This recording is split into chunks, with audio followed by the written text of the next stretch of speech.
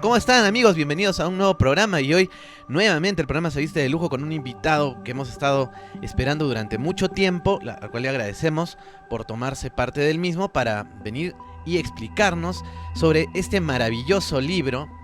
Ya lo están viendo, ¿no? José Antonio Caravaca, español. Y miren este hermoso libro, en peso, ¿no? Se tiene que decir, ¿no? ¿Cuánto? Medio kilo, 300 gramos, no sé. Pues son muchas hojas, muchas páginas, mucha casuística. La teoría de la distorsión, aquí está. Lo tenemos ahí arribita también. Me compré también este pequeñín, que es como una introducción o algo así, un resumen, algo así, ¿no? Encuentros cercanos con ovnis, una arquitectura psíquica desconocida, introducción a la teoría de la distorsión. Bueno, él tiene muchos libros publicados, entre los cuales uno de los que más me gustó, también OVNIs, las 50 mejores evidencias. Y bueno, hoy hay muchos otros libros más y está, digamos que, trabajando mano a mano con Editorial Guante Blanco. Pero no vamos a hablar de toda la obra, sino de esta teoría tan polémica que, como dicen en Perú, ha sacado roncha a muchos investigadores porque ha venido a desunirnos. Es la teoría de la distorsión. Una explicación completa, ¿no? Una visión completa que podría explicar el origen de la casuística maldita, como él le dice, ¿no? Bienvenido, José Antonio. ¿Cómo estás? Hola, ¿qué tal, Rafael? Encantado de estar contigo.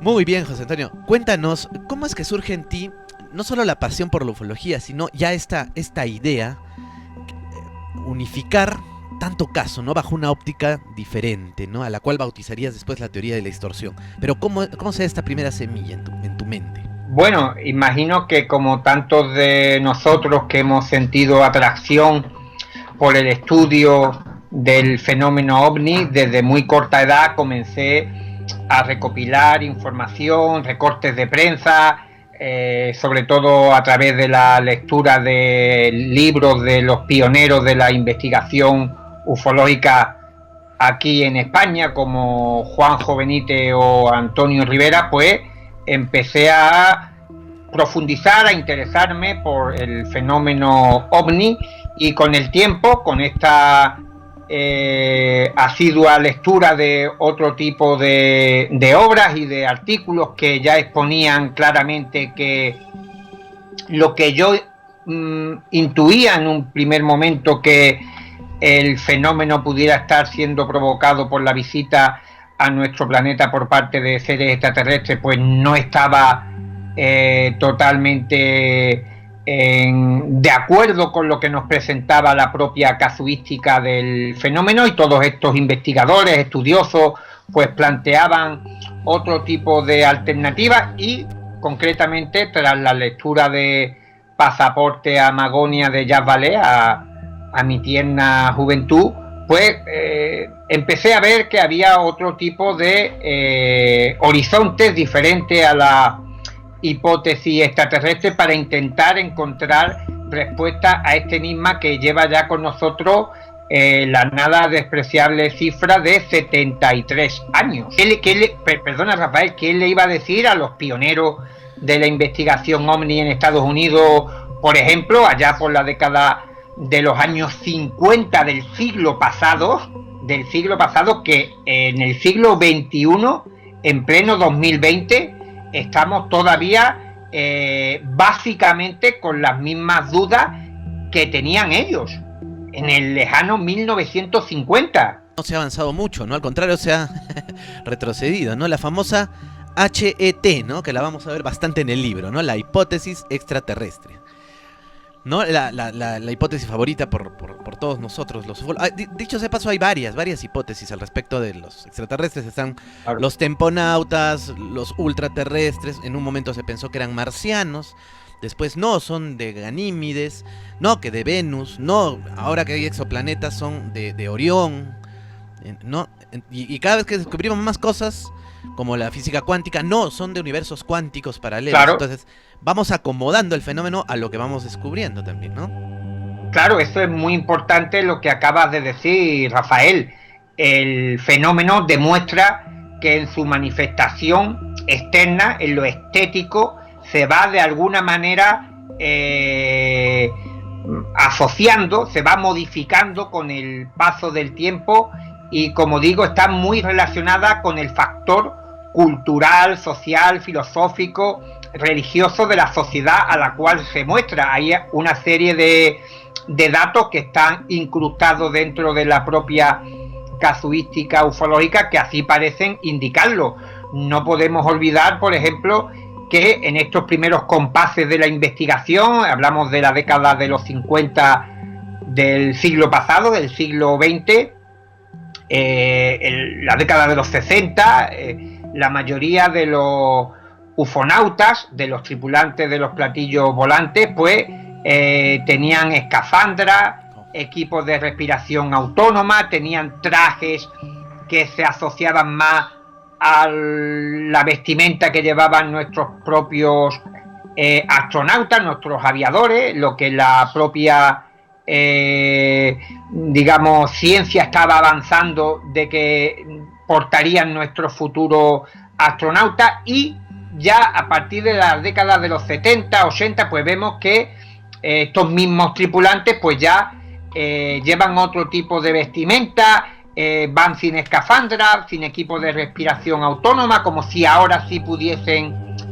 respirar el aire de nuestra atmósfera. Pero no solamente estamos hablando de un hecho estético, incluso en su comportamiento observamos cómo en estos primeros inicios de la investigación los ocupantes, los tripulantes de los ovnis, seres, criaturas humanoides, pues se movían, se desplazaban también con cierta similitud a lo que hacían nuestros astronautas en el espacio. Por tanto, vemos que lo que estábamos percibiendo de alguna manera estaba siendo edificado sobre construcciones culturales humanas. No quiero decir ni muchísimo menos que esto se deba a ningún tipo de espejismo, ni de psicosis, ni de alucinación, sino que simplemente lo que se esconda detrás del paradigma ufológico pues está representando algún tipo de escenografía compuesta con material principalmente humano, y que ello lo vemos representado perfectamente en la propia estética que nos transmiten los encuentros cercanos con ovnis. Ok, ahora vamos a todavía ahondar un poquito en esas ideas que has dado porque están muy interesantes, pero se podría hablar de una época, a ver, todos entendemos que los ovnis, como muchas veces dan en las noticias, los reportes, bueno, la era moderna de los ovnis en 1947 que cayó en... Ya, ok, la era moderna. Se puede hablar que hubo una era antigua, antes de 1947, en 1800, en la época de los romanos, no sé, en la época de los... Sí, bueno, ¿habían ovnis? Habían objetos voladores no identificados.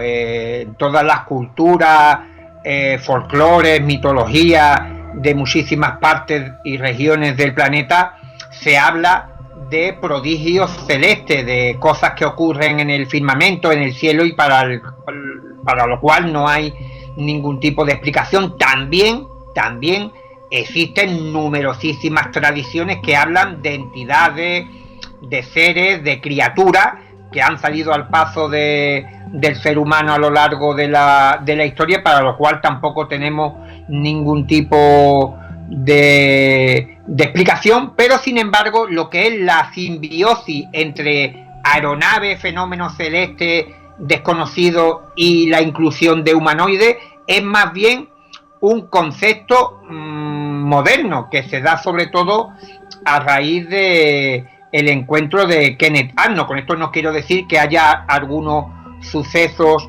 relacionados con la visión de extrañas aeronaves, luces, luminarias y después la observación de seres, pero no era lo habitual. Normalmente o se informaba de la visión de algo anómalo o extraño en el cielo, y que la mayoría de las veces parece que no era un objeto físico ni era una máquina, sino más bien, como siempre, englobado bajo el término de luminaria. Y después sí que es cierto que hay mucha más literatura de encuentros con diferentes tipos de seres y entidades, criaturas que han tenido encuentros, contactos con los seres humanos, y que si realmente olvidásemos o dejásemos a un lado toda la apariencia externa de este tipo de seres y entidades, las podríamos asociar perfectamente con nuestros modernos ufonautas. Para poder empezar a entender un poco, introducirnos un poquito a la teoría de la distorsión, ¿qué casos icónicos recoges en el libro o son los que te han llevado a concluir en la teoría de la distorsión? Si nos puedes hablar de esta famosa casuística maldita, ¿no? Algunos de los casos o un panorama general de lo que has ido encontrando. Bueno, sobre todo la teoría de la distorsión nace del estudio y análisis de los encuentros cercanos con ovni, que son, a mi entender, los sucesos, los episodios, los incidentes relacionados con el tema ovni que mayor información nos pueden trasladar sobre el paradigma que estamos intentando descubrir, puesto que la distancia, la poca distancia con el fenómeno en la mayoría de este tipo de eventos, evidentemente nos pueden dar mucha más información de lo que puede haber detrás de todo este tipo de manifestaciones, más que, por ejemplo, los avistamientos lejanos que a cierta distancia pues simplemente se quedan en muy efímeros y escasísimos detalles, pero sin embargo los encuentros cercanos, como tú bien conoces, Rafael, que también has tenido la oportunidad de investigar en profundidad este tipo de episodios, pues los testigos hablan abiertamente de que han estado a apenas 1 metro o cuando no se han introducido dentro del ovni, del platillo volador, han conversado con sus ocupantes y han tenido una alta interacción, y por tanto todo lo que nos narran los observadores, los individuos que han experimentado este tipo de episodios, pues tienen un gran grado de contenido, tanto estético como narrativo, de lo que nos ofrece el fenómeno. Y en mi libro hay gran cantidad de este tipo de encuentros, como por ejemplo el famoso suceso de Joe Simonton, un clásico, que este hombre, mientras estaba desayunando tranquilamente en su casa, vio cómo aterrizaba un platillo en el patio, a pocos metros de la ventana donde él estaba situado, y en su interior había un par de humanoides que él los describió como si fueran turistas italianos que estaban cocinando en una especie de parrilla. Tenían dentro de la nave una cocina y estaban fabricando una especie de tortitas, de panqueques y tal. Incluso les regalaron 5 de ellos al bueno de Joe Simonton, porque les llenó una jarra de metal de agua, que es lo que les solicitaron estos cocineros venidos del espacio exterior. Y como vemos, el contenido narrativo de este tipo de encuentros es lo que nos aleja de la HET, como tú decías en la introducción, de la hipótesis extraterrestre, puesto que se da una paradoja, que la cercanía con el fenómeno, lo que los investigadores presuponían que nos iba a ofrecer la llave del cofre de los misterios para poder abrirlo y ver qué es lo que había dentro, pues se antoja todavía mucho más complejo. ¿Por qué? Porque el fenómeno, el paradigma, en la proximidad de los individuos es cuando desarrolla y muestra su faceta de mayor extrañeza, y esto a todas luces es desconcertante, puesto que la mayoría de los ufólogos pensaban que en el momento en que los platillos volantes, aquello que se veía volando en el cielo a gran distancia, pues llegase el día que tomase tierra, tuviéramos la oportunidad de dialogar, de conversar con los tripulantes, con los hipotéticos científicos alienígenas que habían llegado a nuestro planeta, pues obtendríamos prácticamente la resolución del misterio. Pero sin embargo, como digo, se produce una curiosa y desconcertante paradoja: la cercanía del paradigma se transforma en lejanía. ¿Por qué? Porque ocurren una serie de eventos que realmente cuando se trasladan a la opinión pública pues les lleva a pensar que o bien los testigos están mintiendo o el fenómeno que provoca este tipo de manifestaciones está completamente loco. Porque ¿qué van a hacer unos alienígenas con aspecto de turistas italianos en el interior de un platillo volante cocinando unas tortitas? Sí, ¿no? ¿Y por qué siempre piden agua, no? Siempre piden agua. A Próspera Muñoz le piden agua, a un testigo Agua, sí. agua, a otro agua, o sea, y a veces no la toman. Entonces, sí. claro, Y casi nunca comen cuando le ofrecen los testigos cualquier tipo de alimento o de agua. Realmente los ufonautas, este tipo de entidades, pues no la toman, ni la beben, ni la comen. Parece que es algún tipo de excusa, pretexto para entablar esa interacción entre el fenómeno y los testigos. Es como una especie de arquetipo el pensar por parte de los sorprendidos testigos que están presenciando una escena totalmente anómala, como es por ejemplo que un enorme platillo volante lleno de luces, ventanas, antenas, aterrice frente a sus ojos y surja de él una criatura, un robot, un humanoide, pero que de alguna manera ellos en ese contexto fantástico y desconocido pues hay algo que saben interpretar, como es el hecho de que les pidan agua o incluso se pongan a reparar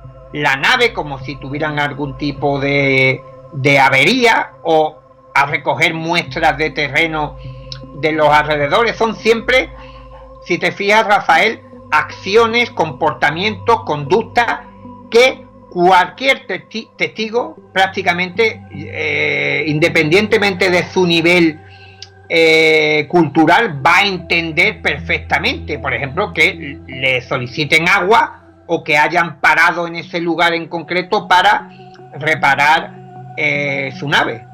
claro, o sea, se podría decir que hay una estructura mínima del comportamiento de un encuentro con los extraterrestres. O sea, ¿hay algún patrón que sí podemos identificar, que sigue un proceso de contacto con estos seres? Bueno, lo que sí podemos tener claro es que la mayoría de los encuentros cercanos con ovnis tienen un esqueleto interno común, básico, simple, que sería, por ejemplo, que un testigo ve algo en el cielo, ve que esto toma tierra, aterriza, y del interior de la nave, del platillo, de la esfera, de la forma que adquiera este tipo de objeto, pues desciende una entidad, un ser, un humanoide, un robot, pero todos los elementos que componen este engranaje, este mecanismo, cada sujeto, cada individuo, cada testigo lo interpreta de una forma, lo ve estéticamente diferente al de otro testigo, puesto que para el que no esté habituado a las cuestiones platillescas, le sorprenderá conocer que hay infinidad de tipologías, no solo de humanoides y de supuestos alienígenas, sino incluso de las naves que tripulan. Por tanto, vemos que el fenómeno, sea lo que sea, a la hora de manifestarse, está utilizando patrones culturales asociados al testigo para adecuar su estética. Y esto demostraría, en parte, por qué los ufólogos no hemos encontrado cientos de casos protagonizados por la misma nave o el mismo ocupante. Y esto ha sido una cosa, por ejemplo, sin ir más lejos, un defensor de la hipótesis extraterrestre como Juan José Benítez ha admitido públicamente que si hace caso de lo que él tiene en su archivo, estaríamos siendo visitados por más de 2000 civilizaciones diferentes. Wow. Entonces, claro, yo creo que esto es muy poco probable, sobre todo si nos atenemos a lo que estábamos comentando, Rafael, que inexplicablemente, sea cual sea la apariencia de estos humanoides, si pensáramos como lo hacen los defensores de la hipótesis extraterrestre, que se trata de distintas civilizaciones, pero sin embargo, a nivel conductual, en su comportamiento, son iguales. Se estropean la nave de los seres altos y se estropean la nave de los seres pequeños. Te piden agua los seres pequeños y los seres más altos, los de fisionomía humana, los que tienen más fisionomía parecida a un animal, los que no se parecen a nada que hayamos visto antes, y por tanto vemos que la estética, digamos, aunque cambie, en el fondo el comportamiento, lo que yo denomino la narrativa, es siempre muy similar, y esto nos debe de hacer de pensar de que quizás no estamos enfrentados a diferentes civilizaciones, sino a un mismo fenómeno, a un mismo paradigma que está elaborando lo que yo he denominado en mi teoría de la distorsión como una arquitectura psíquica, que también hay que tener cuidado a la hora de expresar las cosas, porque estoy intentando buscar palabras que puedan de alguna manera aglutinar y contener un concepto que tengo en mente, y creo que muchas veces también puede llevar al equívoco, puesto que cuando me refiero a arquitectura psíquica no quiere decir que estemos hablando del universo efímero, de los espejismos, ni de cualquier otro tipo de trastorno mental que no sea algo físico, sino que todo lo contrario, sino que esta arquitectura psíquica está conformada en parte con contenido inconsciente extraído por lo que he denominado el agente externo, para conformar esa aparición, esa manifestación, que sería más bien eso, una especie de proyección que se crea en el momento y que el testigo, para él, es totalmente indistinguible de la realidad que la arropa, y para él no hay ningún tipo de duda de que existe, y de hecho en muchísimos casos este tipo de manifestaciones dejan evidencia física de su presencia, lo que indica que estamos ante algo desconocido, anómalo y extraordinario. Claro, y es por lo cual también muchos ufólogos se han sentido, espero que no sea así, ¿no? Tal vez estoy equivocando, pero atacados por esta teoría, porque dicen, no, porque no se han informado bien de lo que estás diciendo, ¿no? O sea, de pronto dicen, no, es que la teoría de la distorsión quiere decir que mi mente está distorsionada, y no significa eso, sí, sino no. Que sí hay una, porque Carl Jung, por ejemplo, tú lo tocas en tu libro, tiene un libro, ¿no? También donde explica sobre los ovnis, ¿no? Y él dice que es un evento psíquico, nada más, psíquico. Pero no, o sea, tú lo que dices es que este evento, por más que fuera psíquico, tiene un comportamiento material, o sea, llega a volverse, claro, se vuelve material, claro. O sea, no es una locura de la gente, claro, que alucinó en masa o tiene problemas mentales, no.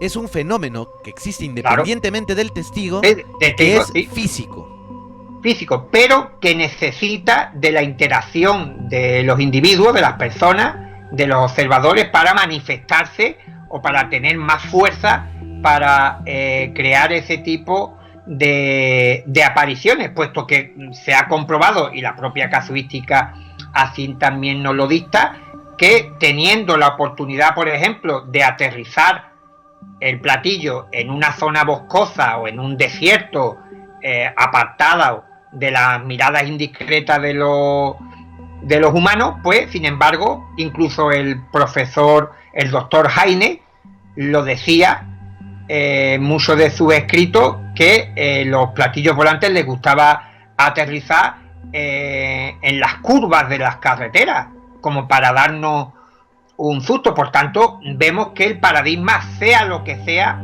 está buscando la interacción con las personas, y por tanto, cuando tenemos también todos esos sucesos que nos informan de que los tripulantes de los platillos volantes salen despavoridos cuando detectan la presencia de un ser humano, también es un tipo de comportamiento absurdo, porque demostraría que estos alienígenas son capaces de si fueran alienígenas al uso de lo que tenemos todos en mente, científicos que han elaborado una máquina con tuercas y tornillos o lo que tengan en su planeta de origen y han podido salvar las enormes distancias estelares y llegar a nuestro planeta, pero como digo, cuando llegan aquí, aterrizan al lado de una carretera o en el patio trasero del domicilio de una casa, de una granja, de un humano, y se sorprende, se asusta y salen por piernas cuando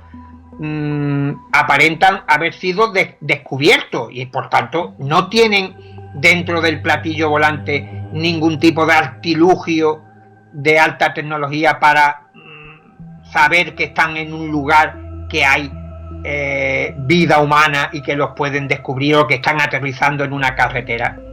Por tanto, vemos que el fenómeno es muy paradigmático si nos detenemos, sin apasionamiento, sin dejarnos llevar por el fulgor que producen estas luces y que nos hipnotizan de alguna manera y que nos hacen estar fascinados por el tema ovni y por la posibilidad de la vida extraterrestre. Pues nos daremos cuenta que efectivamente hay un fenómeno anómalo, extraño, ajeno al ser humano, pero que quizá no sería eso que presuponíamos. Y volvemos al inicio.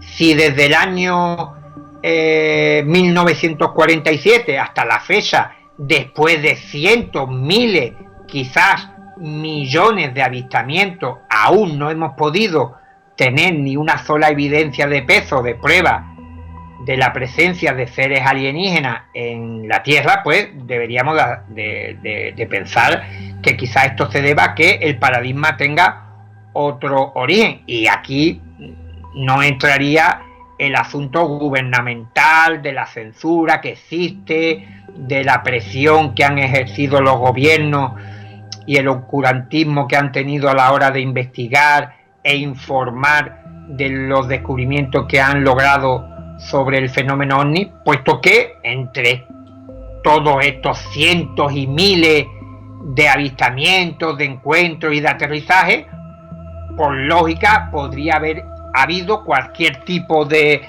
error y el fenómeno hubiese dado algún tipo de evidencia de mayor peso. Claro, o sea, digamos que mañana aterrizan los extraterrestres en la Casa Blanca. O es más, se confirma, ¿no?, que estos ovnis que ha filmado el Pentágono aterriza ese mismo modelo de ovni, aterriza en la Casa Blanca y dice, bueno, somos de la constelación X y ya. O es más, ¿qué tal si comprobamos que realmente sí se accidentó un ovni en Roswell y han recuperado cuerpos que están ahí? Entonces, esto acabaría con la hipótesis, con la teoría de la distorsión, perdón. Estas evidencias. No, puesto que yo lo indico en el libro y la mayoría de investigadores están de acuerdo, incluso muchos defensores ya de la hipótesis extraterrestre se encuentran, y hay que decirlo, abrumados por la alta extrañeza que ha presentado el fenómeno ovni a lo largo de los años, y sobre todo a través de los encuentros cercanos, que son los episodios donde se reúnen mayores características absurdas, asombrosas, fantásticas, y que parecen haber sido puestas ahí precisamente para que nadie crea en ellas. Y por tanto, a lo que pregunta, si mañana aterrizase una nave espacial alienígena en la Casa Blanca y despeinara en su fase de aterrizaje la hermosa cabellera de Donald Trump y miles de móviles lo inmortalizaran, las cámaras de la CNN, CBS y las demás cadenas norteamericanas retransmitieran la noticia a todos los rincones del planeta, esto probablemente, incluso si tuvieran un extraterrestre en alguna nevera, en algún recóndito hangar, no podría explicar ni por asomo la gran cantidad de incidentes que ha producido supuestamente el fenómeno ovni, entendido supuestamente como de naturaleza extraterrestre, a lo largo de los años, puesto que prácticamente, por ejemplo, en la zona que tú has investigado tendrás en tu archivo cientos de informes. Cualquier investigador en cualquier rincón del planeta tiene decenas de encuentros. Prácticamente en España, durante la década de los 60 y 70, no hubo, y quizás sea un poco exagerado, pero no hubo un pueblo que no tuviese algún vecino que decía que había visto un ovni. Por tanto, esto quiere decir que los extraterrestres han estado visitándonos millones de veces antes de aterrizar en la Casa Blanca, y como digo, hay muchísimos estudiosos que dan su brazo a torcer y ya incluso admiten que dentro de la casuística probablemente una gran parte de estos incidentes se deban a otra cosa,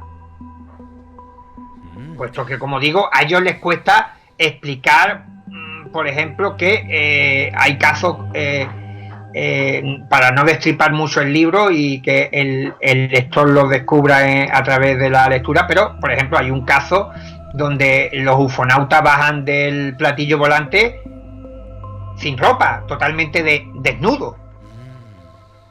Y claro, esto a los investigadores tradicionalistas, los más ortodoxos, porque también hay ortodoxos dentro de la heterodoxia. Yo tengo un caso así, José Antonio, de un ovni. Baja un ser desnudo, pero con un taparrabo. Con un taparrabo, ¿no? Y eso es lo que ve un chico. Pues estos bajaron sin taparrabo.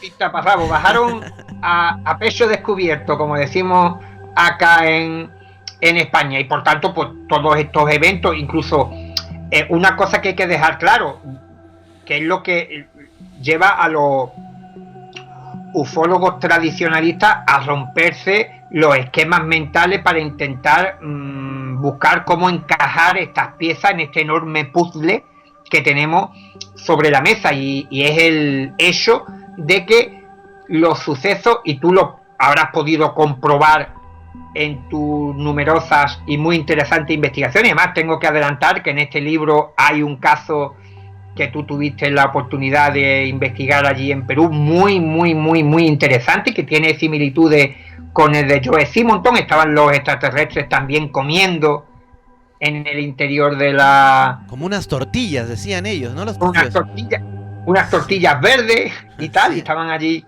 comiendo. Entonces lo que te decía es que, y que tú lo habrás podido comprobar, que los investigadores no pueden ver sustanciales diferencias entre los testigos que cuentan una experiencia más aséptica, más normal, entre comillas, con los que te cuentan una situación o una historia asombrosa. Los parámetros que te llevan a pensar que ese hombre te está transmitiendo una realidad, una verdad, no hay diferencias. Y entonces lo que realmente desconcierta a los investigadores de campo, el ver que el mismo tipo de testigo que te cuenta que ha visto una nave que ha aterrizado, que ha bajado un humanoide, que ha recogido unas muestras de terreno y que se ha vuelto a introducir en su aeronave y ha despegado, y que es una historia más bien normalita, pues ese tipo de testigo es el mismo, por las características, que el que te cuenta que ha visto un extraterrestre comiéndose unas tortillas dentro de la nave. Claro, y también hay que aclarar esto. En este caso, si lo podemos comentar brevemente, muy brevemente, estos pescadores ven a los extraterrestres, bueno, a los supuestos extraterrestres, como que pescando, porque tiraban un hilo de pescar invisible y silbaban, creo, y jalaban, pero no pescaban nada. Y hacían los mismos gestos. El diablo está en el detalle, ¿no? Efectivamente, Rafael, acabas de dar en la clave. Hay...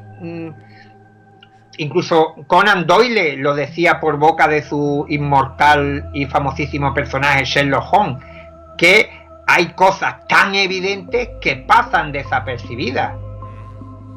Por ejemplo, estos extraterrestres en la playa de Yanjarina, allí en Perú, sí, estaban como haciendo gestos con las manos, como si estuviesen pescando, pero sin caña y sin hilo. Sí. Y los testigos eran pescadores o estaban pescando. Exacto. Entonces hay una serie de relación ahí entre el observador y lo observado. Ya el testigo y la teoría de la distorsión incide mucho en ese concepto, en que los testigos no son meros cronistas, no son meros observadores de lo que están presenciando, como cuando nosotros nos asomamos a la ventana de nuestro domicilio y vemos la calle, vemos pasar los coches o los niños jugando, sino que el fenómeno que se nos manifiesta, de alguna manera, está utilizando información humana para recrearla en lo que estamos presenciando, como en una puesta en escena. Aquí en Algeciras, en la ciudad donde yo resido, hay un caso de aterrizaje ovni ocurrido en el año 81, en el cual el testigo ve un objeto, una especie de semiesfera metálica con ventanillas circulares, con humanoides en su interior. El objeto dejó huellas físicas sobre el terreno, por tanto no estamos hablando de una quimera, de una ilusión.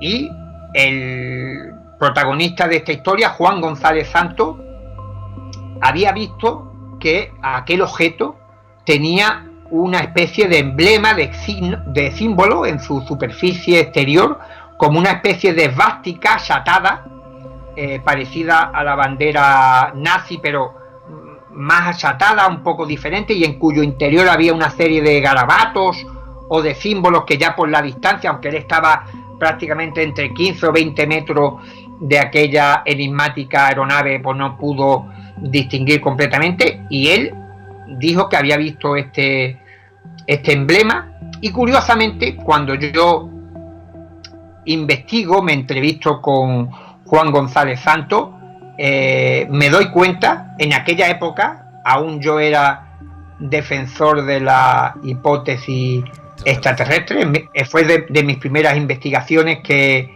hice en este campo de la investigación ovni, y él me dijo que era un gran aficionado a la Segunda Guerra Mundial, y concretamente a uno de los bandos, al bando nazi.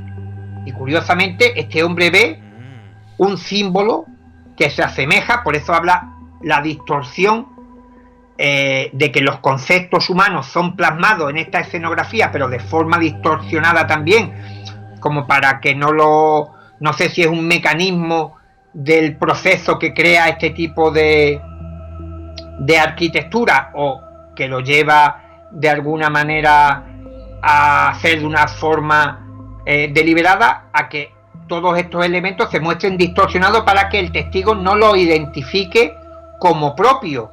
Y ya esto no es ni siquiera un descubrimiento achacable a la distorsión, sino que ya había bastantes investigadores como Jacques Vallée, John Keel, Pierre Guérin en Francia, que indicaban que sospechosamente, sobre todo en los contenidos narrativos que se expresaban en las conversaciones entre ufonautas y testigos, estaban muy relacionados con la sapiencia, con la intelectualidad de los observadores, como si los ufonautas solamente hablasen de lo que el testigo conocía.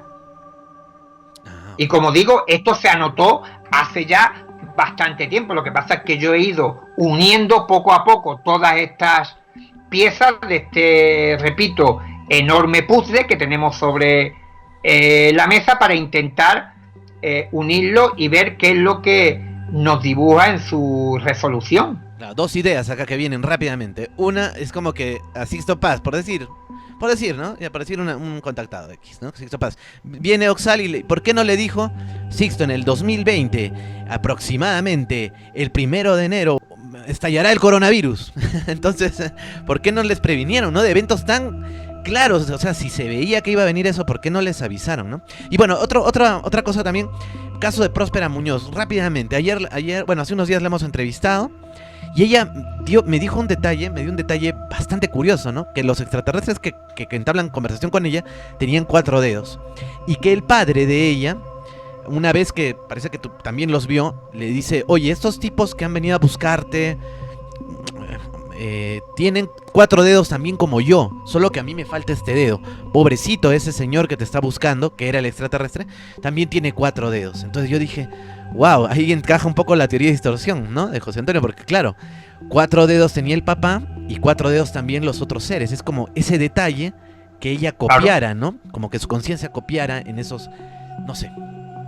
Claro, es simplemente que el fenómeno, el agente externo, esta entidad, inteligencia o como queramos etiquetarlo, se manifiesta ante los testigos, pues parece que extrae información del inconsciente de los testigos para adornar, fabricar el encuentro. Y por eso vemos que, sobre todo, lo más interesante, sobre todo para muchos de tus espectadores que estén un poco aturdidos por el contenido de nuestra conversación, pues tienen que saber que la mayoría de los elementos y características que encontramos en un encuentro cercano no lo volvemos a encontrar repetido en otro avistamiento. Eso de que hablemos de platillos volantes de forma generalizada no se ajusta a la realidad de lo que nos muestra la casuística, puesto que encontramos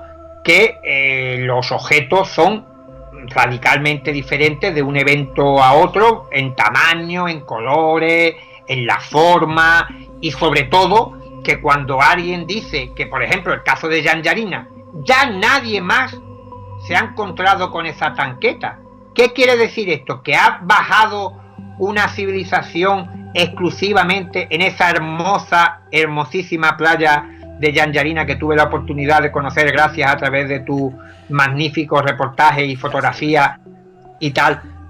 Bajaron esa tanqueta y le mostraron esta tortilla que, por cierto, tenía un sabor nauseabundo según el testigo, para después no volver a aparecer en otro lugar del planeta. Es que yo creo que este dato es muy interesante de trasladar a los espectadores que nos estén viendo, para que entiendan que no estamos hablando, no estamos teorizando ni estableciendo hipótesis en el aire, construcciones efímeras, sino que los propios datos, los informes, nos están indicando que aquí hay una serie de elementos muy extraños. El hecho concreto, por ejemplo, que en Algeciras, en el lugar donde yo resido, que es en Cádiz, que no es una provincia muy grande, más bien pequeñita, pues tenemos cientos de avistamientos ovnis, tenemos decenas de encuentros cercanos y no tenemos similitudes ni de naves ni de tripulantes. Y sé que los testimonios que yo tengo acopiados en mi archivo, como los que tiene o los que tenía mi buen amigo, el veteranísimo investigador de campo Andrés Gómez Serrano, eran verídicos, pero sin embargo nos estaban ofreciendo como caras diferentes, aristas diferentes del mismo polígono. Una cosa súper extraña. ¿Cómo que incluso en una región tan pequeña como Cádiz no encontramos casos similares? Y ya lo que tú decías, el fenómeno ovni, y esto yo creo que será ya definitivo para muchos de los que nos estén viendo y escuchando, el fenómeno ovni no tiene memoria. No tiene memoria. Cuando un objeto aterriza en un lugar y el humanoide, el tripulante, habla hasta por los codos con el sorprendido individuo que le toca experimentar esta alucinante experiencia, pues no recibe ni un solo dato que se pueda confirmar, en el sentido de que le diga, mira, pues hace 2 meses hemos aterrizado en un pequeño pueblo de Estados Unidos, en Wisconsin, y le hemos dado unas tortitas que estábamos cocinando a un tipo. Claro, el testigo es imposible que conozca esta información, es una información que a lo mejor podemos barajar los investigadores. Entonces, cuando a ti te lo transmite, te das cuenta de que hay una realidad, pero sin embargo, al igual que decías que no hay una información, aunque muchas veces los vaticinios parecen acertar mejor los tripulantes del ovni cuando son cosas del entorno del testigo, más que adelantarse a grandes acontecimientos. Pero como digo, no hay una memoria en el fenómeno ni en lo estético, que es sorprendente, ni en lo narrativo, porque por ejemplo en lo narrativo, claro, los defensores de la hipótesis extraterrestre pues se escudan diciendo, bueno, es que tampoco quieren dar muchas evidencias de su existencia. Bueno, que por cierto, que dieran este tipo de noticias pues serían, o de información mejor dicho, serían de interés para los investigadores. No creo que a la comunidad científica le interesasen demasiado que le dieran que le han dado una tortita a un paisano en Wisconsin, pero por ejemplo lo que sí es totalmente desconcertante es que ni siquiera en la estética, en la apariencia externa de los humanoides ni de la aeronave, pues exista una concordancia de un evento a otro y que tengamos toda esa disparidad de tamaños y de formas que, como digo, no es una invención de la distorsión ni de este que está hablando, sino que a lo largo de los años, desde la década de los 50, finales de los 50, 60, 70, pues los diferentes investigadores y grupos de investigación han intentado infructuosamente realizar todo tipo de tipología, de clasificaciones, y la han tenido que abandonar puesto que era ilimitada y prácticamente lo que se limitan es a indicar unas características muy generales tanto de los platillos volantes, de los ovnis, como de sus ocupantes. Sí, pues, y además, Kenneth Arnold, ¿no? Él dice que ve una especie de boomerangs, ¿no? Y luego, en la nota del periódico dicen, él dice, se movían como platos voladores que uno arroja, ¿no? al aire. Pero no decía que la forma era de plato, de flying saucer, ¿no? Sin embargo, luego viene toda una oleada de gente que empieza a ver platillo volante, la figura de un platillo volador, pero que no fue lo que vio Kenneth Arnold. O sea, ¿cómo es posible? Claro. O sea, que los extraterrestres cambiaron de modelo porque se equivocaron en el diario. ¿Cómo es eso? Claro, es que, no entiendo. Es que incluso desde el mismo nacimiento de la ufología, de la era moderna a la que tú aludías, sí. Empezó malamente, puesto que Kenneth Arnold vio unos objetos que parecían media luna, como murciélagos. Él dio una serie de descripciones que para nada se asemejaban a nuestros platillos volantes, pero sin embargo, a la hora de describir a la prensa la forma en que se desplazaban estos 9 objetos, pues utilizó el símil de que parecían como si arrojásemos platillos sobre la superficie del mar y estos se moviesen todos acompasados con la ola al unísono, como si estuvieran conectados por un hilo invisible, que fue la forma con la que Kenneth Arnold observó que se desplazaban estos artefactos. Y sin embargo, el periodista de turno cogió el titular de platillos volantes, discos volantes, y de forma sorpresiva la gente empezó a informar de platillos volantes, no de medias lunas. Por tanto, desde la génesis del paradigma ufológico hay una serie de hechos que nos están señalando en una dirección, en que el fenómeno se está manifestando, pero también de alguna manera está produciendo algún tipo de interacción con la mente de las personas para adecuar su aspecto externo. Mente o conciencia, ¿no? Es algo que ya a lo que podríamos ya ir entrando sería la teoría de la distorsión en sí. Bueno, no sé si se puede hacer una pregunta antes, que porque en el libro también tú has trazado un puente entre, no sé si llamarlo disciplinas, conocimientos, que son por ejemplo el mundo de las hadas, el mundo de los marcianos, de los extraterrestres, el mundo de los fantasmas, el mundo de las apariciones marianas, e incluso por ahí, ¿no? Hablas de Pie Grande, ¿no? De este mítico ser, o del monstruo del lago Ness, etcétera, tanto animal mitológico que hay por tantos lugares en Japón, en Perú. Entonces, todos estos reinos están conectados por el mismo puente, y este puente también es la teoría de la distorsión, antes de hablar del agente externo. Claro, fíjate, como digo, el fenómeno ovni no es la única interrogante asociada a la aparición, irrupción en nuestra realidad de seres, entidades y criaturas desconocidas. Esto viene a sumarse a una serie de folclore, de leyendas, de mitos, de encuentros que pueden tener la misma realidad que nuestros modernos ufonautas, de personas que han denunciado que han tenido encuentros con distintos tipos de entidades que les han salido al paso para comunicarles la buena nueva. Estamos hablando de gente que ha visto desde demonios, hadas, ángeles, enanos, criaturas terroríficas, el famoso Bigfoot, las apariciones marianas. Y curiosamente, fíjate que yo creo que también este es otro dato que va a dejar a más de uno clavado en la silla. Dentro de todas estas manifestaciones anómalas que hemos estado tanto tú como yo nombrando, la que quizás se fue. Diferencias a nivel estético. Estamos otra vez, ¿no? No, sí, volviste. No, pero fue un segundo nomás. Vale, un segundo que hubo una conexión con el con el mundo del agente externo.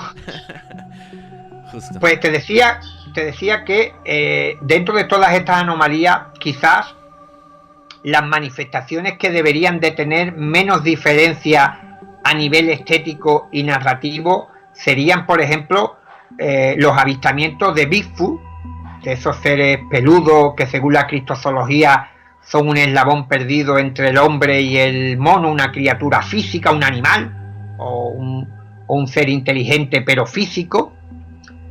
Y las apariciones marianas, con todo mi respeto para los creyentes, pues serían los dos paradigmas de entidades desconocidas donde su aspecto externo debería de cambiar menos, puesto que si presuponemos, y ya insisto, con todo mi respeto para los creyentes, que la Virgen María es una, pues no deberíamos de encontrar lo que nos demuestran las apariciones marianas, y es que el tamaño de la Virgen varía, su luminosidad, su vestimenta, a veces viene con una esfera, otra vez se trae una espada, o trae cualquier otro tipo de artilugio, con el Bigfoot ocurre lo mismo, si se trata de un animal físico, que lo es, pero un simple animal pues debería de tener una característica morfológica más o menos homogénea, que se repitiesen, y sobre todo porque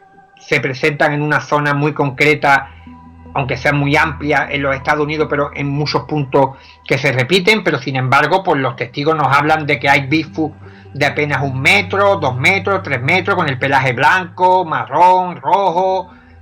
Por tanto, vemos que el paradigma de las entidades sigue teniendo esos filtros, incluso, fíjate, en los aparecidos, que menor grado de diferenciación deberían tener, porque claro, los defensores de la hipótesis extraterrestre al momento te dicen que estamos siendo visitados por infinidad de extraterrestres y intentan salvar los muebles de esa forma, pero claro, en las apariciones marianas esto no parece cuadrar, ni siquiera en el tema del Bigfoot. Por tanto, yo pienso más que estemos ante fenómenos diferentes a que estamos observando diferentes interacciones con el mismo paradigma, pero que de alguna manera los mismos filtros culturales, sociales, filosóficos y filosóficos existen también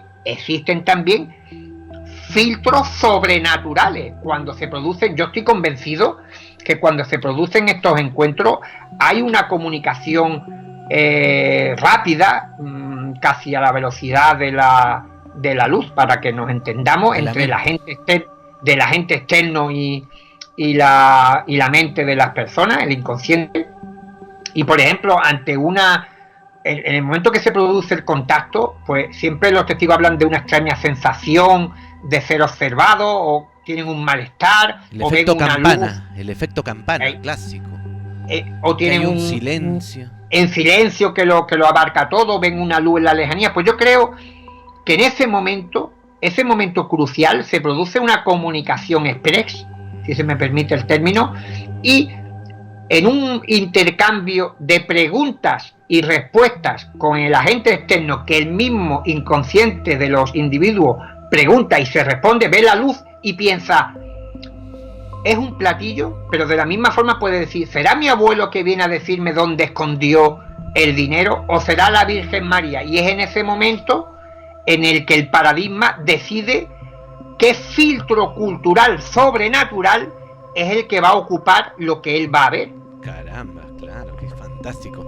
No, y acotando un poquito a lo anterior, hasta en los aparecidos, generalmente si murió tu abuelito, a veces lo ven al abuelito de joven, ¿no? Oye, se me ha parecido mi abuelo, pero de cuando era joven, de cuando tenía 60, no de cuando tenía 80. Y bueno, y ahí también se van acomodando algunas teorías, y obviamente hay toda una doctrina espírita de Allan Kardec, que obviamente luego la podremos abordar. Pero bueno, volviendo al tema, entonces, ya pasando al agente externo. Entonces, ¿qué rayos es este agente externo? ¿Qué es este al que tú has denominado, no sé si es lo mismo, pero el consciente colectivo? Lo primero que hay que aclarar es que la distorsión, el planteamiento que yo establezco sobre el fenómeno nace con la intención de alguna manera analizar lo único que tenemos entre manos, lo único que tenemos en los archivos, que son los testimonios de las personas que dicen que han tenido encuentros con estas máquinas, supuestas máquinas, y sus ocupantes, puesto que desgraciadamente ni tenemos las máquinas ni tenemos a los ocupantes tumbados en una camilla para examinarlo. Y yo creo que uno de los grandes errores de la ufología en general ha sido precisamente el intentar buscar respuestas sobre el origen y naturaleza del fenómeno saltándose unos pasos previos, y la distorsión en un primer momento se limita a intentar descubrir los mecanismos que pueden estar ocultos detrás de las manifestaciones, el proceso que da origen a este tipo de apariciones, que es realmente nosotros establecer mayores conjeturas, como hemos estado viendo a lo largo de la presente charla. Harina de otro costal y cosa más ardua y compleja sería determinar quién origina estas manifestaciones. Yo creo que la teoría de la distorsión establece buenas pautas para ir descubriendo cómo se están produciendo los encuentros, cómo se están desarrollando las manifestaciones, y cuando tengamos completamente desmenuzado, analizado cómo se desenvuelven, podremos dar ese siguiente paso para ver cuál es la última naturaleza o cuál podría ser este origen. Y por eso yo planteo que el agente externo de alguna manera estaría vinculado o habitaría, también se puede utilizar esta palabra, en porciones desconocidas de nuestra propia realidad, porque también hay otro detalle que es demoledor, y estamos dando sobre todo datos que la propia casuística contiene. En ningún momento estamos utilizando mis planteamientos para enmascarar ciertos aspectos de la fenomenología, sino que es la propia literatura ufológica la que nos está dando estas pautas. Yo creo que este dato que voy a ofrecer a continuación también va a desestabilizar los planteamientos de muchos de aquellos que habían visto hasta el momento que el fenómeno ovni nada más que podía tener una sola respuesta, que era la famosa HET. Y es que los investigadores del fenómeno ovni, incluso los defensores de la idea de los astronautas siderales de recónditos mundos, confirman que los testigos parecen estar en un estado alterado de conciencia, en un estado no habitual cuando están delante de estas máquinas.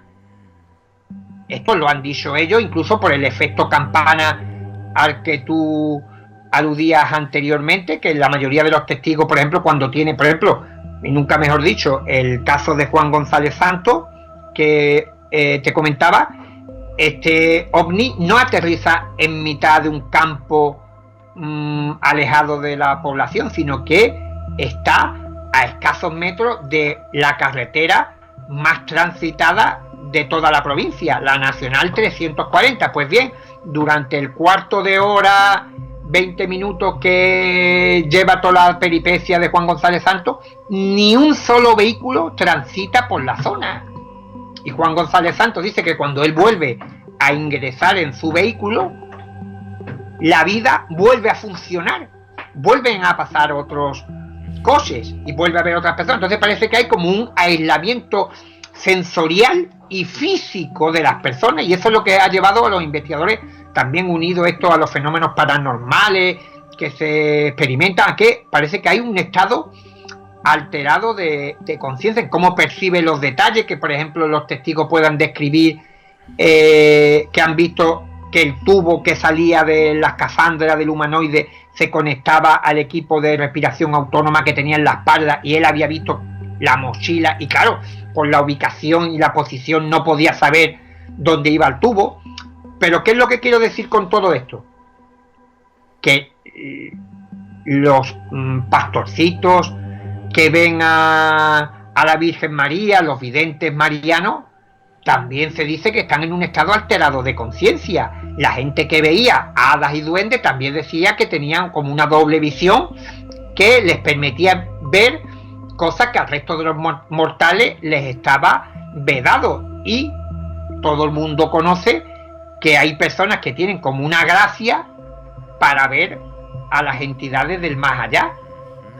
Puede ser casual que para ver a todas estas supuestas entidades diferentes, porque por la estética es radicalmente diferente un hada de un alienígena, de la misma manera que es diferente un Bigfoot de una aparición mariana, pero sin embargo parece ser como una obligación de que todos los individuos que perciben este tipo de realidades tienen que estar en un estado alterado de conciencia, y que una persona que ve un platillo volante, que es una nave supuestamente extraterrestre, ¿por qué debería de estar también experimentando este tipo de conciencia diferente de la habitual? Y esto nos da una idea de que probablemente este agente externo procede de porciones desconocidas de nuestra realidad, de una realidad ampliada de la que todavía nosotros no somos conscientes, de dimensiones,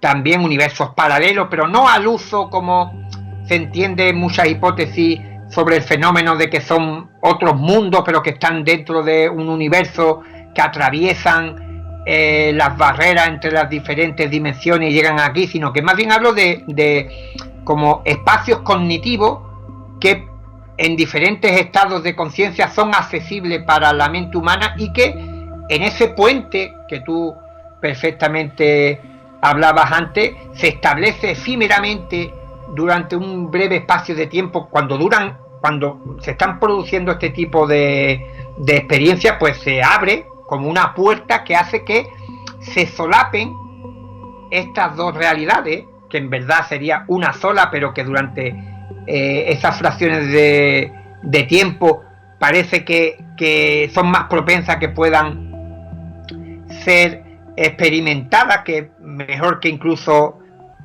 percibida o observada. Creo que la palabra experimental, porque es una cosa mucho más amplia por los testigos, y hace que cualidades antagónicas, como por ejemplo lo psíquico y lo psíquico, durante ese tiempo convivan, y entonces podamos ver que una nave de enorme tamaño aterrice sobre la arena de la playa y a lo mejor no deje huellas.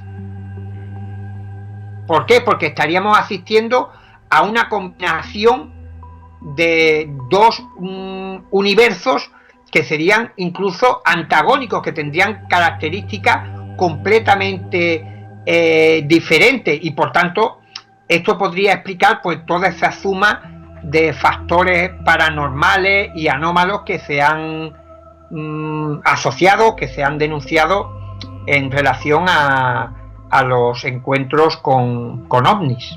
Interesante, también me quedo con esto de, no sé si lo citaré bien, ¿no? Que existe un inconsciente colectivo, que ya, bueno, esto lo han investigado Carl Jung, etcétera, pero que tú planteas, me parece, ¿no? Que este inconsciente colectivo, de ahí afloraría una especie de fenómeno, como una especie de consciente colectivo, ¿no? Como algo, claro, un agente externo que luego va a interrelacionar ya particularmente con nosotros. Claro, para intentar establecer algún tipo de naturaleza más concreta sobre el agente externo, lo planteo como hipótesis, claro, de que el agente externo, igual que se ha planteado ya el hecho de que, al igual que se piensa que el inconsciente colectivo de la humanidad contiene toda la información de la especie y que puede ser de alguna manera invocada, y que por eso en diferentes culturas del planeta parece que hay ciertos ritos, mitologías, creencias, deidades muy parecidas sobre la madre tierra, sobre determinadas estrellas, la adoración al sol y tal.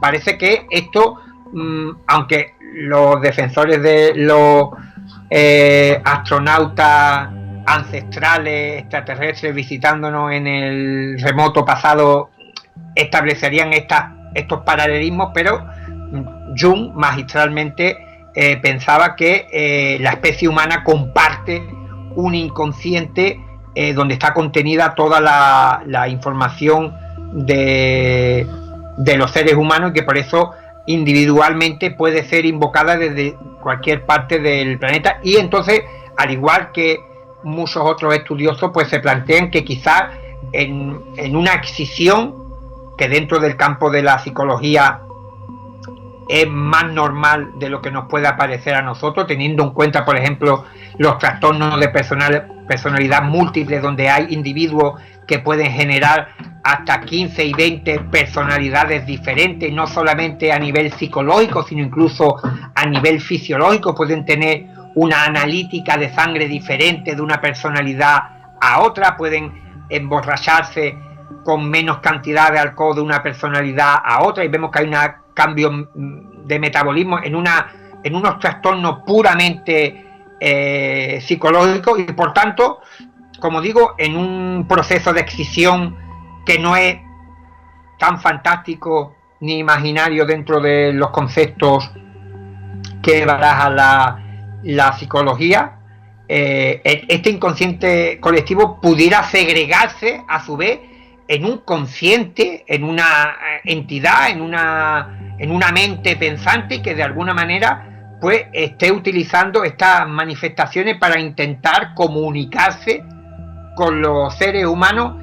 Y yo planteo, fíjate que esto también es una herejía que en otra época me hubiese llevado a alguna hoguera, en que el fenómeno anómalo de los platillos volantes, las apariciones marianas y todo esto sea simplemente ruido, interferencias provocadas por nuestro filtro mental, y ya aquí lo abarca todo, lo cultural, lo sociológico, que nos impide por nuestros miedos, nuestros deseos, nuestras creencias, acceder a esa información. Y fíjate que aquí entroncamos con un hecho que resume muy bien todo lo que estoy intentando transmitir, y es que en las grandes filosofías orientales, cuando se habla de la entrada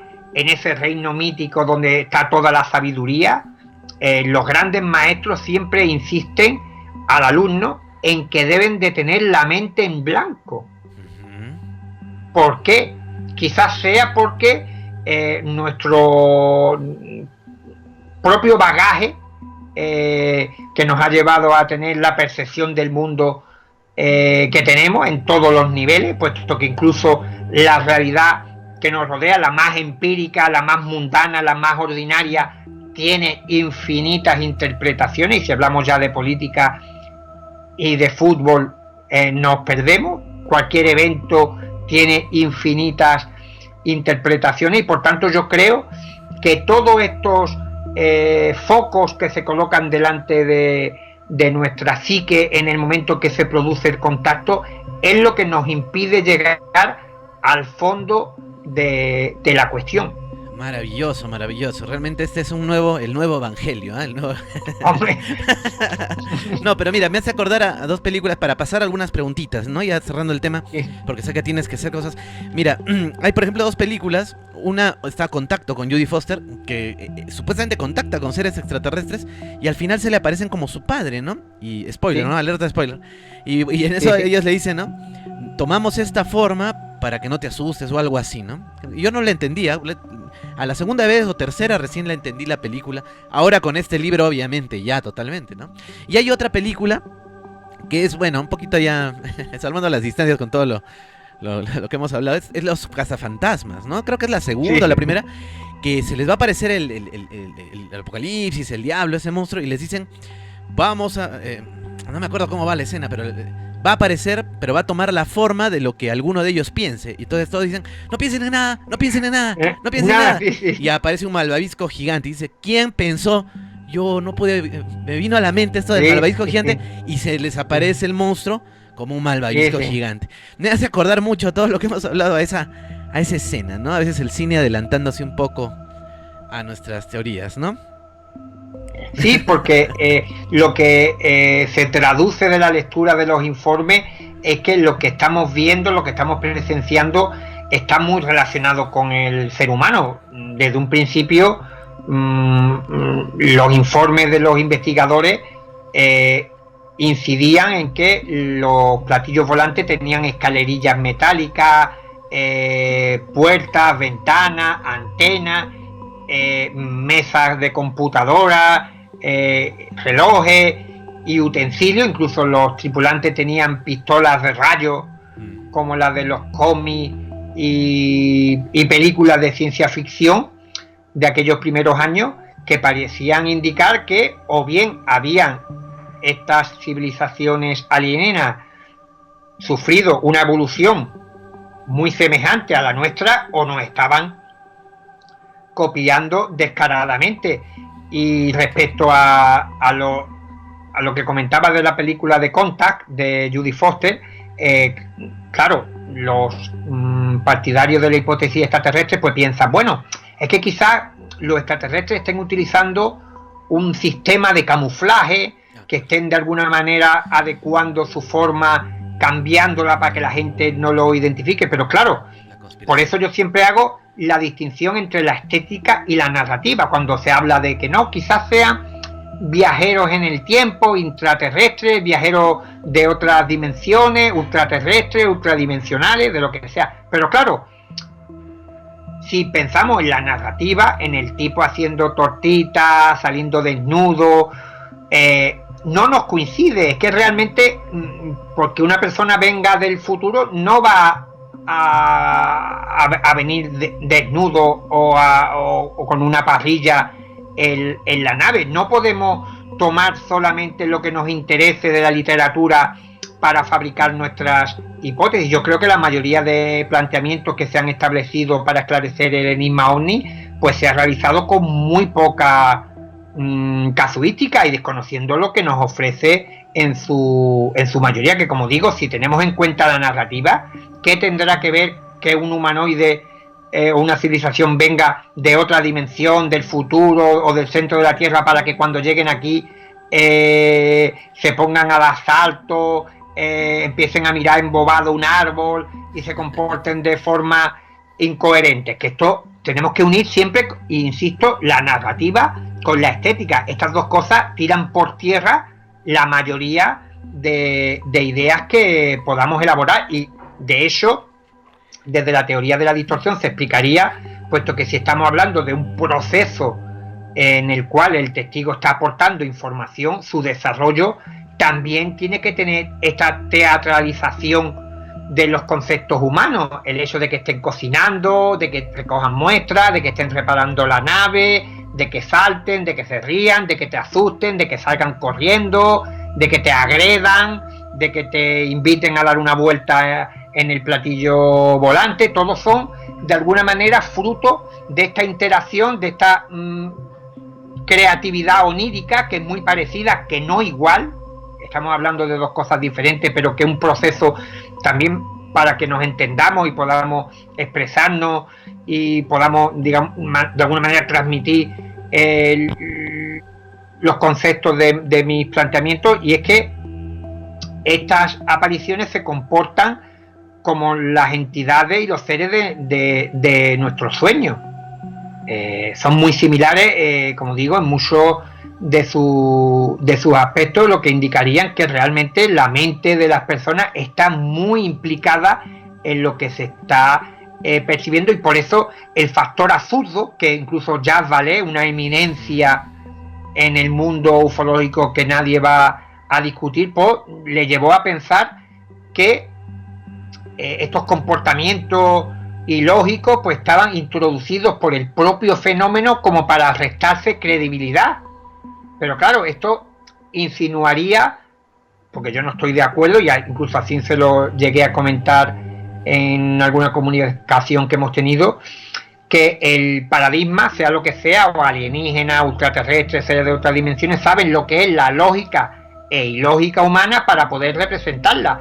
Pero es mucho más sencillo pensar que las manifestaciones están desarrollando un proceso similar al onírico, al que tenemos nosotros en los sueños, que no igual, que es otra cosa, pero que hace que los personajes, los humanoides, los ufonautas, el Bigfoot, las hadas, los duendes, se comporten de una forma de actuación muy similar a toda esa quimera y batería infinita de seres y entidades que tenemos todos en mente. Y esto, como digo, por ejemplo, y para ir concluyendo, pues explicaría por qué en muchos casos sin orden vemos que tenemos un incidente donde el testigo ve que el ufonauta huye a la carrera, como si se sorprendiera de que hay un humano a 3 metros, y después en otro caso habla con él sin problema, y después tenemos otro caso donde se vuelve a asustar, y otro donde vuelve a hablar, otro donde se muestra indiferente, otro amable, otro agresivo, y los comportamientos se repiten, y como digo, en un totum revolutum, donde todo parece como que se reinicia en cada evento en particular, como si no existiese ni el antes ni el después. Antes de la experiencia no hay nada, ni después, sino que se está creando todo en el mismo momento. Sí, yo los invito a leer, ¿no? El libro, porque aquí van a encontrar, por ejemplo, el caso de los niños, ¿no? Los niños son los que tienen los avistamientos o las experiencias más locas, ¿no? Y eso va con lo que tú dices, o sea, bueno, pero hablaríamos horas de horas. Tengo, mira, no sé si cientos, decenas de preguntas. Las voy a resumir solo en una última para con esto despedirnos, sí. Porque es importante. Todas, casi, la gran mayoría en una. Entonces, ¿a dónde van los conejos? Para los que no han leído el libro, o sea, hay muchos casos de extraterrestres que bajan, ¿no? Aquí en Bolivia, creo que en Perú también, bueno, está el caso que presentas ahí, y se roban, por decir así, decirlo, algunas cosas o algunos animales, y estos desaparecen para nunca más volver a aparecer. O caso contrario, los extraterrestres regalan tortillas y estas tortillas quedan para ser analizadas. Entonces, tú dices en tu teoría de la distorsión que hay una característica que es la materia efímera, ¿no? En este caso no se cumpliría esa regla, la materia no habría sido efímera. A ver, ¿cómo responderías eso? Bueno, la materia efímera se refiere concretamente a que lo que se está representando adquiere volumen y materia. O sea, que cuando el testigo ve el platillo, lo puede tocar y ve que... Pero por corto tiempo. Porque evidentemente materia efímera. ¿Por qué? Porque cuando concluye la experiencia, esa nave no va a ninguna parte. Esa nave desaparece. La estructura que forma la proyección adquiere esa materia. Pero es interesante lo que preguntas, puesto que incluso, fíjate, los parapsicólogos de hace ya bastante tiempo se están preguntando cuestiones similares. Si los objetos que hacen desaparecer los medium y diferentes paragnostas se desmaterializan por completo, se transforman en energía o van a algún lugar recóndito o aparecen en el mundo de Oz.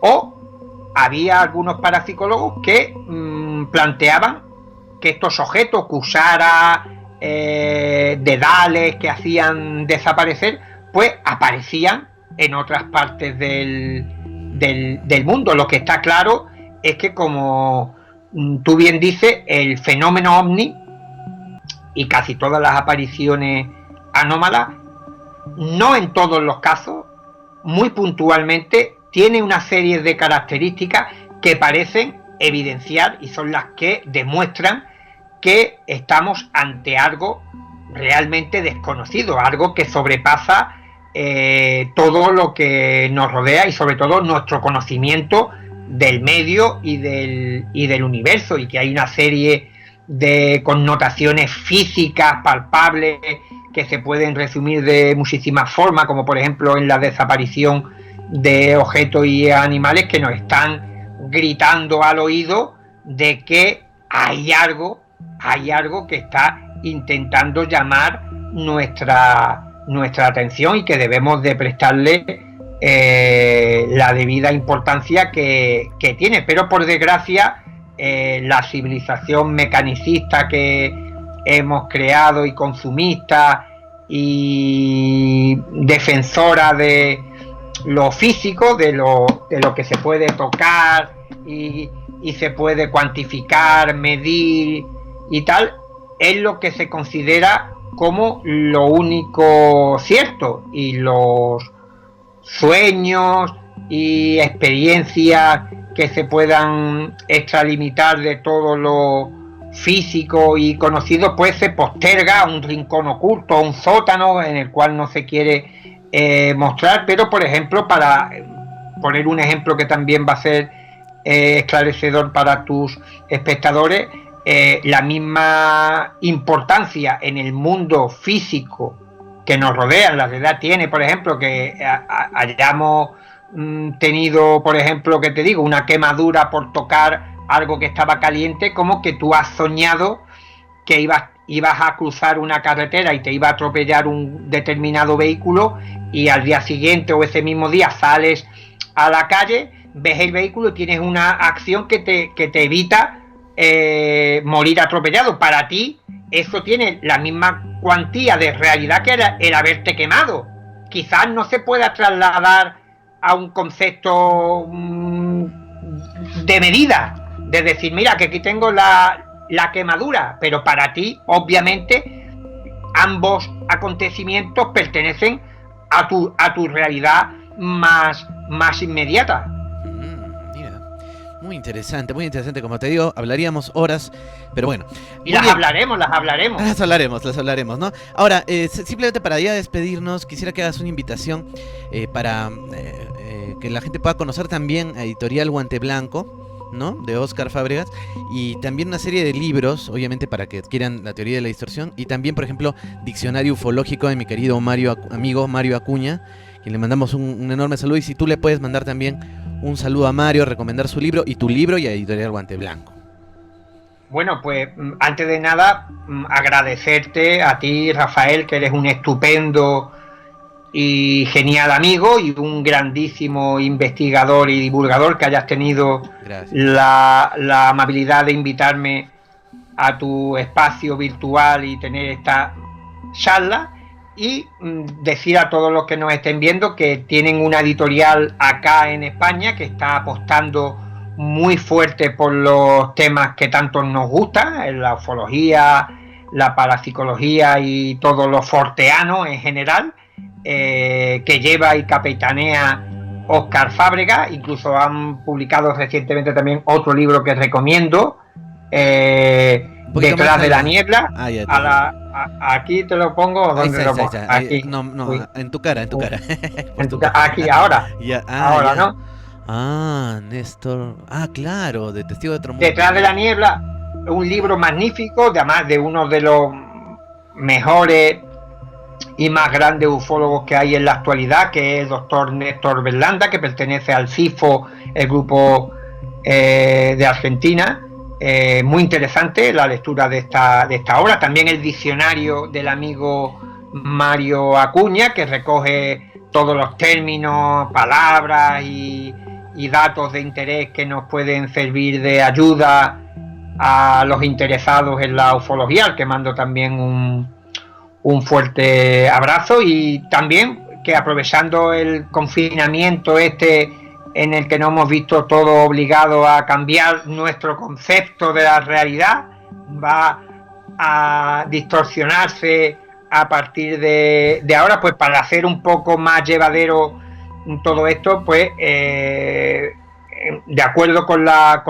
editorial, hemos puesto, por ejemplo, el libro de Distorsión a menos de 3 euros en su versión Kindle, para que sea accesible a todos los aficionados, lectores y amigos de todo el mundo, y que lo puedan tener, pues ya os digo, por una cantidad que no llega, creo que son 2,80 €, 2,90 €, lo que sale en comprarlo en digital a través de Amazon, y lo pueden tener inmediatamente en su ordenador, móvil o pantalla táctil, lo que sea. Ah, ya, o sea, no hay excusas, ¿eh? O sea, ya no hay excusas. Barato, lleve. Barato. Lleve casero, como decimos acá.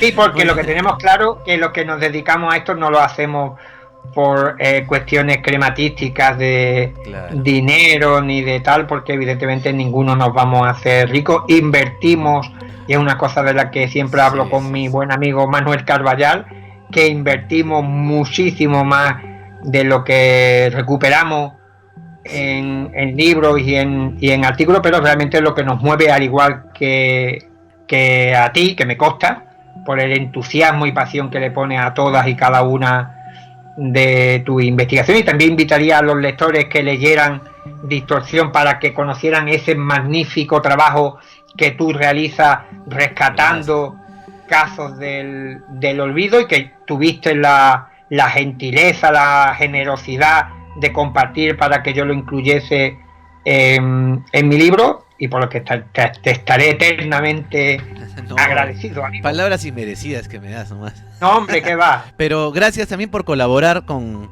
Mundos Ocultos, el semanario que dirigimos aquí en Arequipa, Puno, en la región sur. Y nos has escrito una cantidad de artículos que te agradecemos. Ahora estamos en una versión resumida, solamente estamos publicando un artículo por semana por el tema de que el tiraje de los diarios en Perú en general se ha reducido casi 8 páginas, entonces no nos han eliminado del todo, o sea, estamos todavía con una pequeña sección, pero bueno, ya cuando volvamos... Habéis aguantado el tirón, que no es poco con la que está cayendo. Sí, realmente, pero te agradezco por la cantidad de artículos que has compartido con nosotros, inéditos y fantásticos, con los que... no sé cuántos meses que nos has apoyado. Y ya cuando volvamos, de repente por ahí iniciamos una segunda colaboración, yo te avisaré, no sé cuándo, que mejore esto un poco y volvamos a tener el tiraje normal, y ahí vamos. Sí, cuando regresemos a esa nueva normalidad, como la definen aquí. Nueva normalidad, cierto. Los políticos, no sé qué tipo de liturgia oratoria estarán utilizando allá, pero aquí están hablando de una nueva normalidad, una nueva realidad. El nuevo orden mundial.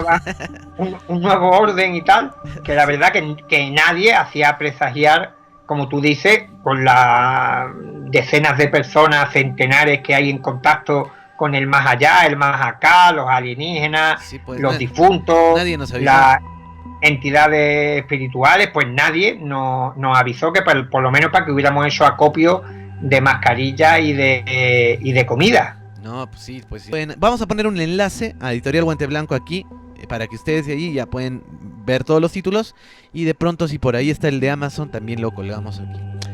Muy bien, querido José Antonio, un gusto haber conversado contigo, y espero que la gente pueda, de alguna manera, por lo menos, si no aceptar este mensaje o estas hipótesis, estas investigaciones, por lo menos escucharlas, ¿no? Escucharlas con la altura del caso, ¿no?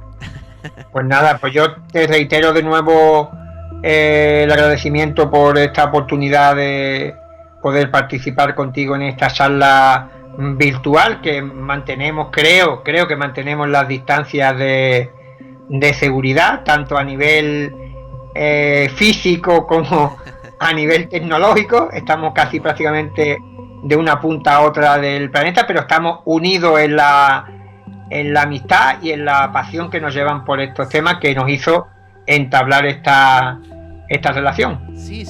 Bueno, y hay que darle su espacio a la teoría de la distorsión. Es difícil, ¿no?, aceptarla, porque tenemos casos que uno quisiera, ¿no?, apoyar más la hipótesis extraterrestre. De hecho, yo tengo un conflicto, ¿no?, porque realmente sí creo en la hipótesis extraterrestre, pero también veo que esta teoría tiene mucho sentido. Entonces, bueno, vamos viendo cómo conciliamos esas cosas. Vamos, ¿no? viendo. Pero como somos periodistas, y la mayoría de ufólogos debe serlo, transmitir también los hechos, sin tratar de darles tampoco siempre el característico ángulo, salvando solo lo que es el filtro, ¿no? Entonces dándoles simplemente el caso tal cual, ¿no? Eso te va a ayudar a ti, les va a ayudar a ustedes, y me va a ayudar también a mí. Muy bien, amigos, nosotros nos vamos a reencontrar en otro directo. Suscríbanse, compartan el video y ahí nos hablamos. Chau.